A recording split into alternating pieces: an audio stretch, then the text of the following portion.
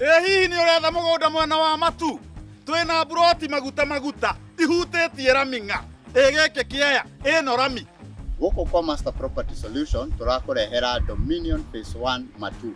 Buroti ici tũrakwenderia 250,000 ũkĩrĩha cash kana 280,000 ũkĩrĩha kahora kahora. Na buroti ici i hakuhĩ na Matu Town. We Matu Town no ndagĩka nini tu.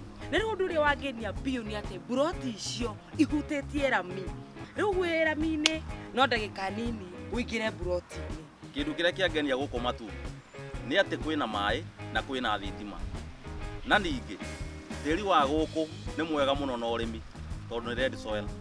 Ũndũ ũrĩa wangenia na buroti ici cia Matu nĩ njirigĩre, thibitarĩ na macukuru ciĩ hakuhĩ. Deposit no 50,000 ĩyo, 5 kana 100 kana iria wĩ nacio. Ndwĩyarie. Buroti ici nĩ cia mũigana wa 50/100 na ũngĩbatara gũciona tũhũrĩre na namba ĩno ĩ haha. Na ũndũ ũrĩa ingĩkwĩra we ũka wĩnyitĩre gaku. Ũguo wĩnyitĩre atanathira.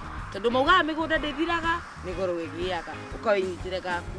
Tũhũrĩre namba ĩno ĩ haha nĩgetha onawe wĩgwatĩre kĩeya gũkũ mwena wa Matu. Kamũkĩendaga atĩ andũ aitũ. Kĩeya kĩhutĩtie rami. Niĩ korwo nĩ niĩ ndingĩhoha. Ndũke tũkwenderie.